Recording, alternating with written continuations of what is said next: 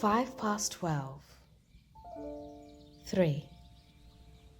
The Black Horse. The Creature. It was midnight, and there I was, tossing and turning under my kilt, awaiting sleep to overshadow me. I found myself dozing off intermittently, although my tired eyes failed to remain shut, as I could hear my husband, who was a typical night owl, singing from across the corridor in his attempt to put our older twin to sleep. As I tried to lay still, I began to see the sun rise above the heavy clouds, peeking its rays through its pores. I couldn't believe how possible that was. My heart repeatedly throbbed as I struggled to keep my gaze focused, squinting through the rushing wind around and above me. I sat up and kept looking as the figure approached me steadily. I didn't need my spectacles, as I could see clearer than usual without any defect. The figure seemed to have a human form from afar, but as he kept approaching, his form repeatedly changed. My attention was fixed. In a moment, there he stood, before me radiating, full of light, right from his golden brown hair down to his glistening brass feet. He bowed his head halfway to greet me, not in the form of worship, but reverence. And before I could speak, he'd already answered the question on my lips. No, I am not the master. I serve the master. Why did you bow? What is your name? I stammered. Be still, his voice resonated. What struck me was that he neither spoke English nor any language I was familiar with. Yet, when he said his words, I understood everything perfectly. He uttered no more words, but looked intently into my eyes without answering me. He was the most beautiful being I had ever seen or could ever imagine. The more I stared back, the more he metamorphosed into a new form, what seemed to be his actual identity. The more he changed, the more I had my questions answered automatically. I do not know how to tell, but I just knew. His face had peculiar features of a lion, although he had the eyes of a man. His robes remained dazzling white, with his belt changing from black to bronze. His feet were like those of a bull, gleaming like polished brass, and his voice sounded smooth and husky, all at the same time. He barely spoke, but for most of the times he did, it wasn't to me but to other creatures I could not see yet. The language he spoke amused me more and more. It was clear, familiar, yet strange, but understandable only and only when I was being addressed. 2 glass bowls. I attempted to stand up from my bed where I sat, but the glorious being before me stretched out his hand, and in the next moment, I looked up and saw 2 gracious but strange beings walk towards me with glass bowls. The beauty of these beings were incredible and indeed numbing. One carried a bowl of water and the other a bowl of oil. Both liquids stirred by themselves in the bowl on their own, as though they had life in them. But I asked no questions. I only kept looking on. The first one washed both my feet with the water. The water felt alive, and as it washed my feet, the feeling was as though the water was speaking. When I twirled my toes, the water gently flowed in between and responded to every move I made. After a few minutes, the other being squatted and dipped my feet, one after the other, into the oil. The oil was golden and very clear, with similar characteristics as the water. It had living attributes and as well responded as though it knew me. At a point, I believed I was literally having communion with the oil as it responded with its own grace. When they were done, they stood to their feet, carried their bowls in their hands, took a few steps back, and then all I saw next were a pair of huge wings appearing behind them. They then smiled at me and waned away into the air. The lion-faced being remained as he maintained his focus on me, looking into my eyes and communicating with the innermost parts of me. I was not afraid, but there was just something about that moment. We were talking, yet we were not audibly speaking. I felt like a fountain had sprung in me, and I was bursting out from within, even though, on the outward, both of us seemed to be quiet. He then opened his mouth and said to me, "Come." I stood up to follow him out of the room, but there was something about my feet. I didn't feel as if I was walking on a surface. I felt like I was floating. And with every stride, my feet could almost bring me up above my own height, literally. It was new, strange, different, beautiful, and very comfortable. I looked back and saw my mortal body on the bed, and it was then I realized that I was out of it. It looked bigger than usual, and I certainly could not fathom any reason because it was not told to me. My husband obviously wasn't in bed because, as usual, he spent the night taking care of the twins. The Harris. I floated away with the lion-faced being for a couple of seconds until we got to a place which appeared to be a savanna. He stood beside me now, for the first time, without looking in my eyes, and suddenly I could hear what seemed to be the sound of horses galloping. The longer we stood, the more I could hear them approaching closer and closer. The lion-faced being began striding forward, and in a blink of an eye, his gigantic wings became visible to me. Suddenly, he was gone at the speed of light. The sound of the horses didn't stop.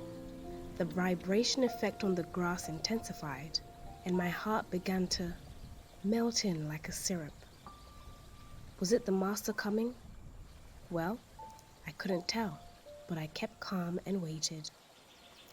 Then, from a distance, I saw a harris of horses approaching, each with a pair of bright wings pacing towards me.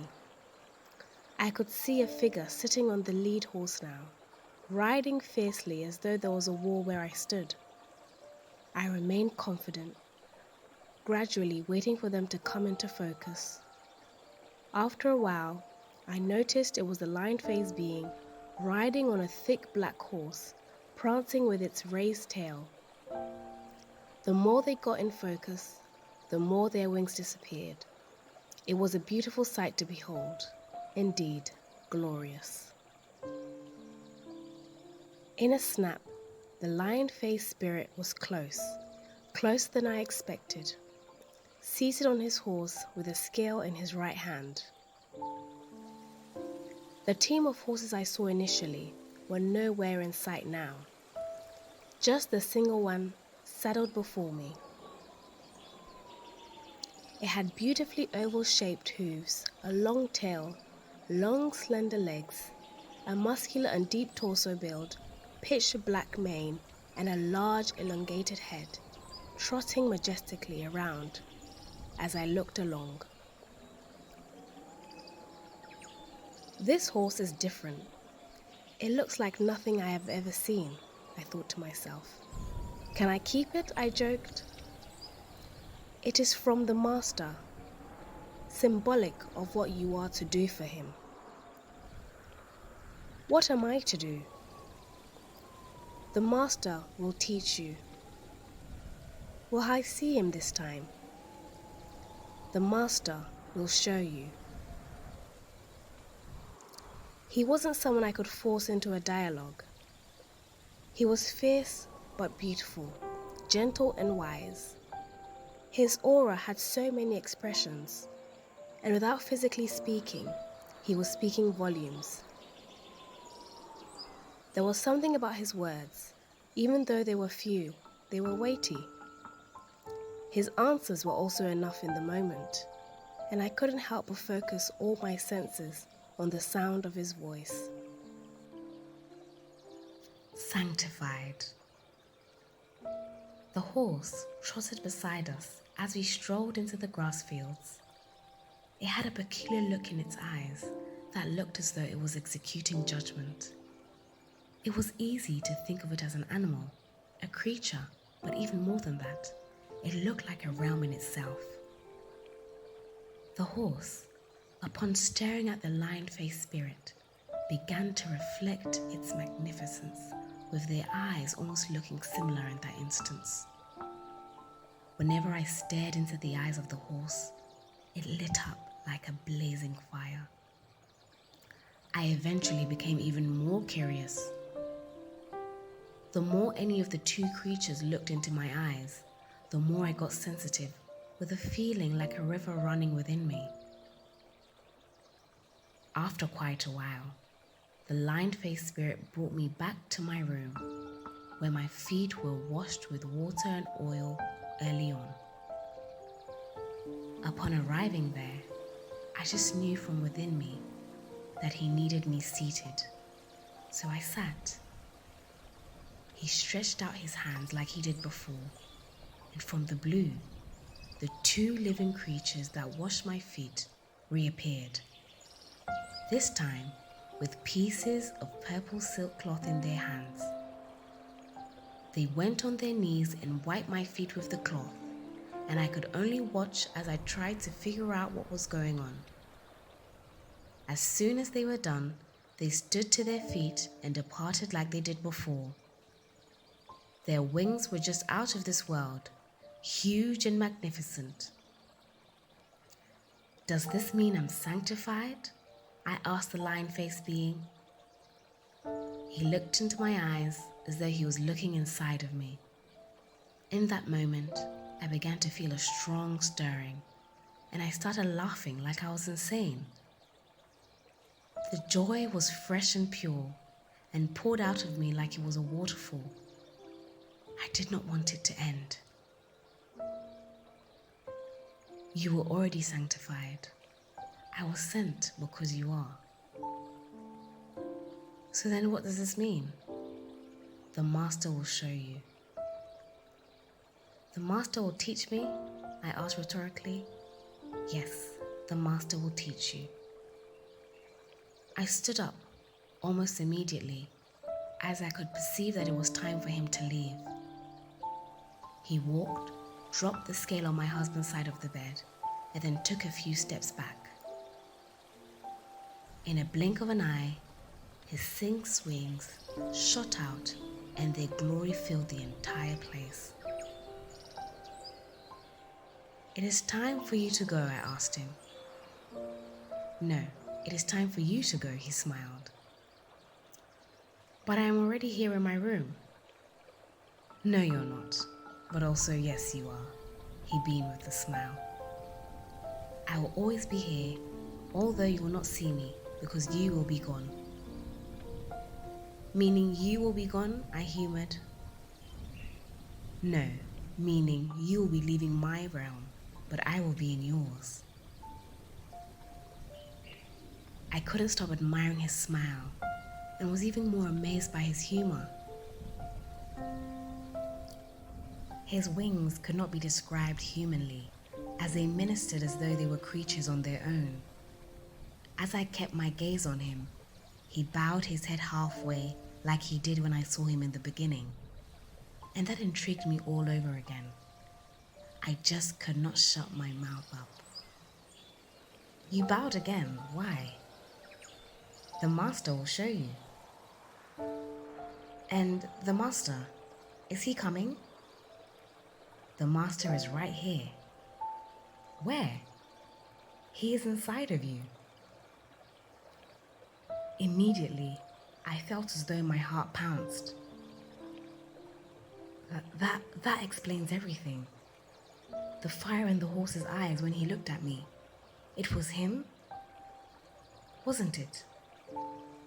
The master will show you, he responded, as his 6 gigantic wings gradually began picking him off his feet. Tell me your name, I asked again by reflex, as he continued to increase in brightness, as though he was fading away. My name is... Stunned. As he waned away, the brightness of the room intensified for quite a moment, so much so that I couldn't see a thing. In a split second, I was back inside my body, laying down quietly, and I could feel my heart melting into a syrup and pouring into my belly. As I squinted to open my eyes, I saw my husband standing beside the light switch with water dripping from the roots of his hair and a towel wrapped around his waist. Sorry, honey. I'll kill the lights in a minute. I need to find my pajamas. I quickly turned over to look on my phone to check the time, and it was exactly 5 minutes past 12 midnight. I unplugged the charger from my phone to type out the spirit's name in my notepad. But strangely, I couldn't. It wouldn't make sense to another person, but only I understand. I could replay and recall him saying his name, but it wasn't humanly possible to write, or perhaps I hadn't been given the grace to do that. I was in a frozen phase for a couple of minutes and was trying pretty hard to put my thoughts together. I almost could not believe that all this had happened, as I had started breaking down the events that had just ensued. It made more sense why I expressed myself in those ways, from my innermost, why I felt those stirs, why I burst out like a fountain, why I felt like there was a waterfall and a river in me, and why the beings always looked into my eyes before they acted or spoke. It was obviously not about me, but the spirit speaking with the master. It was really all about the master. Indeed, he was inside me. Or should I say, he is inside me. Even though many of my questions were left unanswered, I felt content and even more so overwhelmed. A lot had already happened, and there was quite plenty for me to assimilate.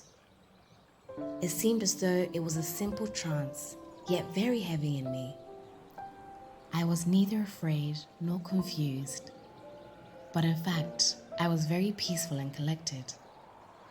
I lay under my kilt, trying to recall everything I heard and understand everything I saw. It was nothing like the earth I live in.